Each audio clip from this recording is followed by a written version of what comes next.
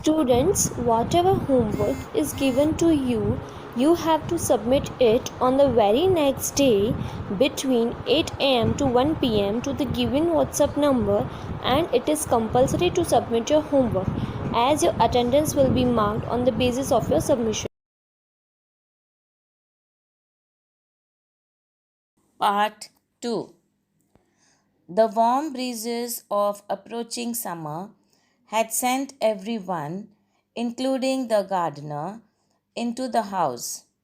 I was feeling drowsy myself, wondering if I should go to the pond and have a swim with Ramu and the buffaloes, when I saw a huge black cobra gliding out of a clump of cactus. At the same time, a mongoose emerged from the bushes and went straight for the cobra. गर्मियों के करीब आने की तेज हवा ने माली समेत के साथ साथ सभी को घर में भेज दिया था। मुझे नींद आ रही थी और सोच रहा था कि क्या मुझे तालाब में जाना चाहिए और रामू और भैंस के साथ तैरना चाहिए। जब मैंने कैक्टस की झाड़ियों में से एक विशाल काले कोबरा को बाहर निकलते देखा, उसी समय मोंगूस झाड़ियों में से निकला और सीधे कोबरा की ओर चलने लगा। In a clearing beneath the banyan tree, in bright sunshine, they came face to face. The cobra knew only too well that the grey mongoose, 3 feet long, was a superb fighter, clever and aggressive. But the cobra, too, was a skillful and experienced fighter. He could move swiftly and strike with the speed of light, and the sacs behind his long, sharp fangs were full of deadly poison.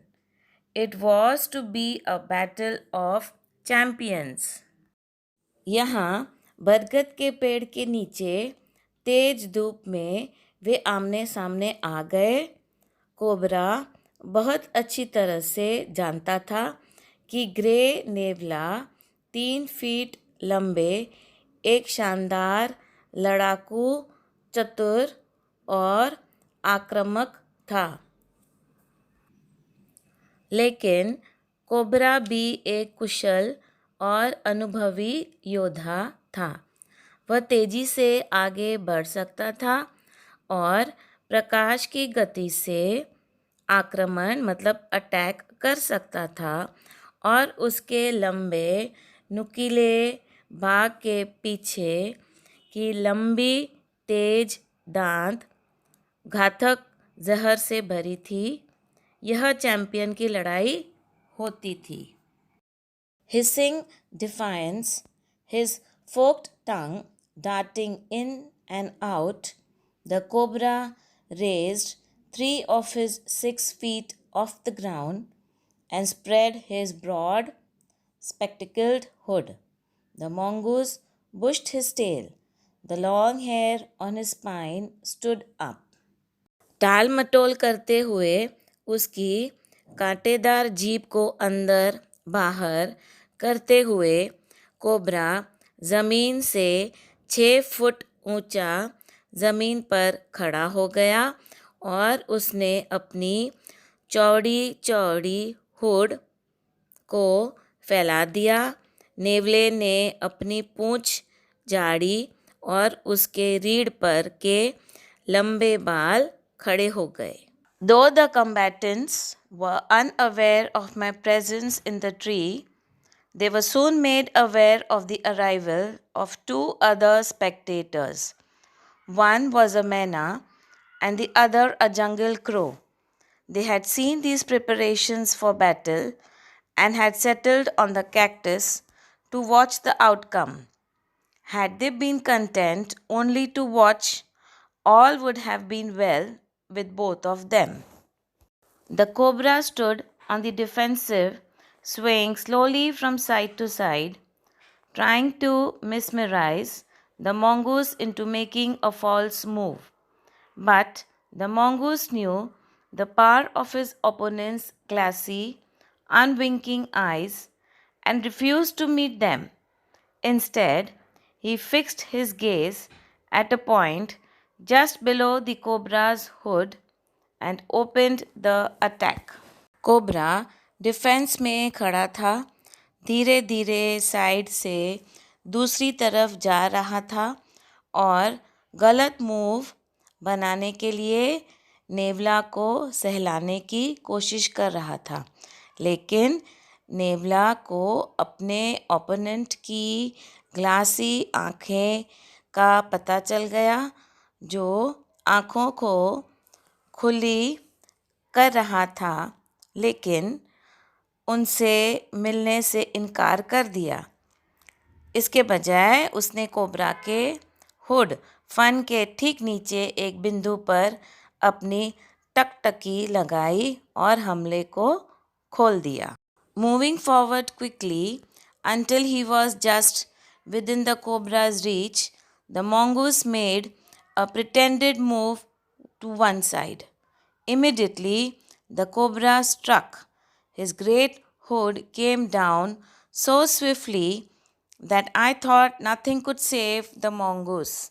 But the little fellow jumped neatly to one side and darted in as swiftly as the cobra, biting the snake on the back and darting away again out of reach.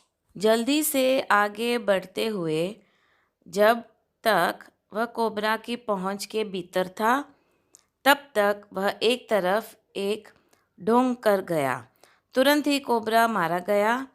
उसका बड़ा hood इतनी तेजी से नीचे आया कि मुझे लगा कि कुछ भी नेवले को बचा नहीं सकता है, लेकिन छोटा साथी एक तरफ बड़े सफाई से